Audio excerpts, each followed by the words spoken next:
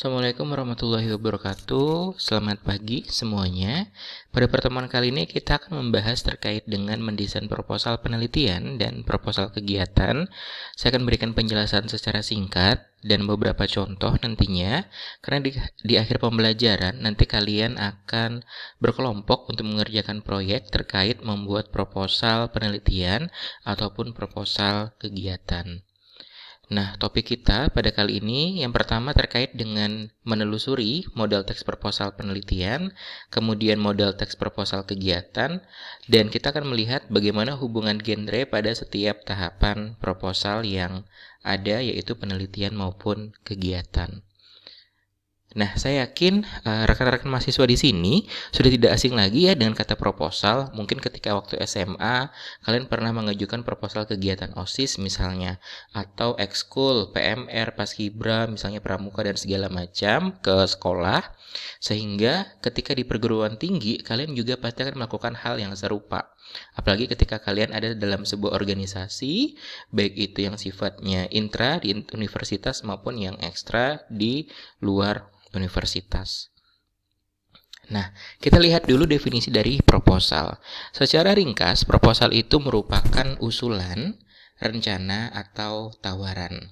Nah, kalau kita lihat dari Webster tahun 2012, proposal itu didefinisikan sebagai something, gitu ya, such plan or suggestion that is presented to a person of group of people to consider. Jadi untuk memberikan keyakinan kepada orang, kita butuh sesuatu. Atau the act of presenting a plan, suggestion to a person or group of people. Jadi kita memberikan atau mempresentasikan sebuah rencana. Sama dengan halnya didefinisikan oleh KBBI, proposal ini adalah rencana yang kita tuangkan dalam bentuk rancangan kerja. Proposal penelitian atau proposal kegiatan dinyatakan layak apabila dirancang dengan baik dan mengikuti kelaziman yang telah disepakati dalam tradisi akademik di Indonesia. Nah, ketika ada di IAIN, tentunya kalian juga nanti akan menulis proposal skripsi itu mengikuti panduan akademik yang sudah disediakan oleh IAIN. Kemudian yang harus diingat bahwa proposal itu harus objektif, ada sesuatu yang kita teliti, kalau konteksnya adalah penelitian. Kalau kegiatan ada sesuatu yang akan dilaksanakan, gitu ya, sistematis artinya berurutan, terencana dalam eksplorasi masalah. Kemudian isinya diungkapkan secara akurat dan berterima, artinya dari gaya bahasa itu harus sesuai dengan kaidah dan pedoman yang berlaku. Nah, kita lihat dulu proposal penelitian. Jadi kalau kita lihat secara umum ya, ini yang saya kutip dari buku panduan materi bahasa Indonesia. Pertama ada pendahuluan. Di pendahuluan itu nanti memuat latar belakang penelitian, rumusan masalah penelitian, tujuan penelitian, ruang lingkup penelitian, dan hipotesis. Nah, jadi nanti ketika kalian ada di semester akhir, kalian juga akan melewati fase-fase seperti ini, di mana kalian harus memberikan outline gitu ya, atau rancangan proposal yang akan diseminarkan atau disidangkan nantinya. Namun harus melewati tahapan penelitian. Kemudian ada landasan teori dan tinjauan pustaka. Jadi kalau landasan teori itu berfungsi untuk menyajikan ulasan teoretis dengan memformulasikan sintesis teori yang akan digunakan sebagai dasar pemecahan masalah yang diteliti. Sedangkan tinjauan pustaka ini menyajikan ulasan penelitian yang telah dilakukan sebelumnya, kemudian dibandingkan dengan penelitian yang akan dilakukan. Jadi nanti kalian itu mencari referensi gitu ya, harapannya itu 5 tahun terakhir. Kemudian cari apa yang membedakan atau menyamakan penelitian kalian yang baru sama penelitian sebelumnya. Nah, jadi ini ketika kita melihat bagaimana seorang peneliti atau penulis itu bisa menulis landasan teori atau tinjauan pustaka yang sistematis atau terarah. Jadi ada teori relevan, teori utama. Berarti kalau kita di bidang MBS, kita kumpulkan tuh sumber-sumber dari MBS.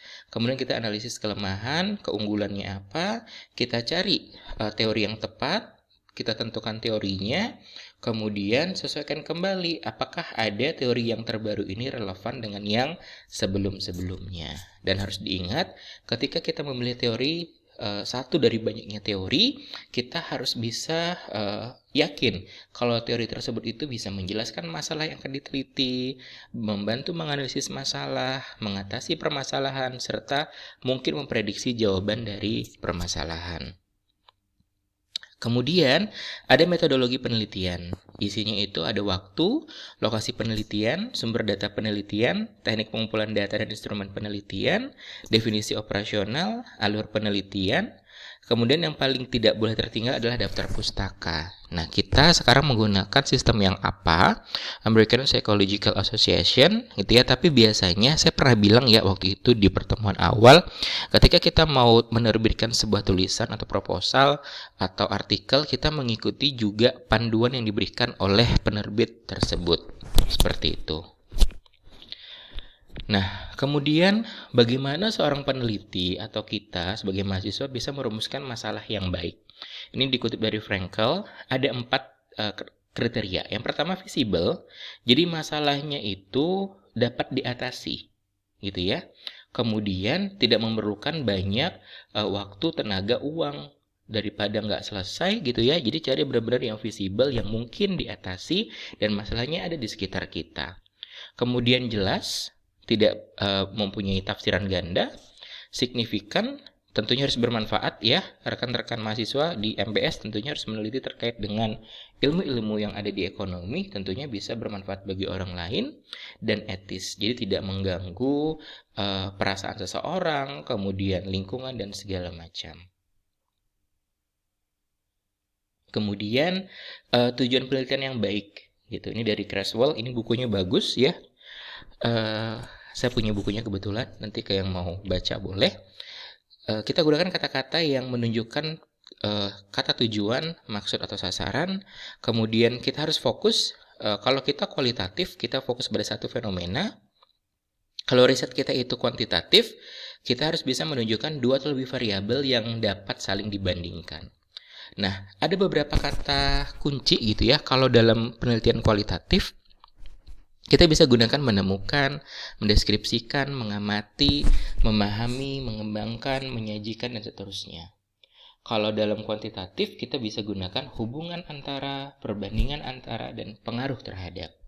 Kemudian kita tunjukkan juga partisipan atau subjek penelitian, dan tentunya ada variabel bebas, variabel terikat, dan variabel kontrol. Ini nanti akan kalian pelajari di mata kuliah metode penelitian ya, di semester lebih lanjut. Nah, tadi ada definisi operasional juga. Ini setiap universitas itu kadang penempatannya beda ya. Jadi kita mengacu pada masing-masing panduan yang ada. Jadi kita gunakan sinonimi atau persamaan atas variabel yang akan didefinisikan. Kita tentukan indikatornya, kemudian instrumen yang akan digunakan, dan alat ukur atau pengukuran bagaimana yang akan digunakan untuk mengenali karakteristik konsep yang akan didefinisikan. Nah, tadi bagian terakhir ya itu ada daftar pustaka. Ini ada contoh penulisan daftar pustaka dari buku ataupun dari artikel ilmiah dari jurnal. Dan ini juga ada di buku panduan akademik. Nanti rekan-rekan bisa cek kembali. Jadi kalau untuk buku kita tulis namanya karena menggunakan nama belakang ya, tahun, judul buku, kota penerbit sama penerbitnya. Jadi yang di garis miring atau cetak miring maksud saya itu adalah judul bukunya. Beda dengan artikel ilmiah dari jurnal. Nah ini misalnya nama saya Muhammad Akmal Nur Cahyo, berarti Nur Cahyo MA, tahunnya 2020. Kemudian judul penelitian saya, kemudian jurnal yang menerbitkan, ada volume, ada nomor, dan ada halaman. Nah kalau dari artikel ilmiah, nama jurnalnya yang dicetak miring, seperti itu. Ini ada juga contoh berikutnya ya, bagaimana menulis daftar pustaka yang baik dan benar. Nah ini tadi kita lihat bagaimana genre makro yang digunakan, genre mikro maksudnya digunakan dalam proposal penelitian. Itu ya, kalau pendahuluan itu lebih ke eksposisi atau deskripsi. Kita memberikan penjelasan masalah apa yang diteliti, tujuannya apa, tekniknya bagaimana.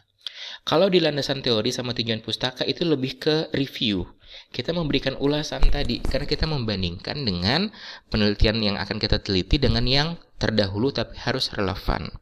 Kalau metode itu lebih ke deskripsi. Kenapa? Karena kita menceritakan bagaimana prosedur penelitian akan kita lakukan, mulai dari pendekatan, metode, dan seterusnya. Nah, kalau tadi itu proposal penelitian, berikutnya ada proposal kegiatan. Nah, saya yakin kalian pasti sudah berapa kali mungkin melakukan kegiatan mengajukan proposal. Kurang lebih seperti ini isinya, ada pendahuluan, ada latar belakang, ada tujuan, manfaat, sama strategi. Kemudian ada tata laksana kegiatan atau pelaksanaannya. Nah, di sini kita berikan secara lengkap lagi gitu ya. Kapan kegiatannya, di mana, waktunya, strateginya siapa, pesertanya apa, kemudian misal terkait biaya, kita bisa cantumkan di sini. Kemudian penutup, ya ini harapan kita agar proposal kita bisa diterima.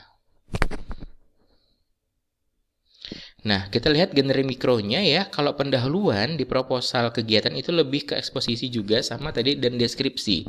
Kita ceritakan, contoh, teman-teman MBS akan mengadakan malam keakraban. Ceritakan tuh, kenapa sih harus ada malam keakraban, tujuannya apa, manfaatnya apa, seperti itu. Kemudian ada tata laksana kegiatan, ini deskripsi ya.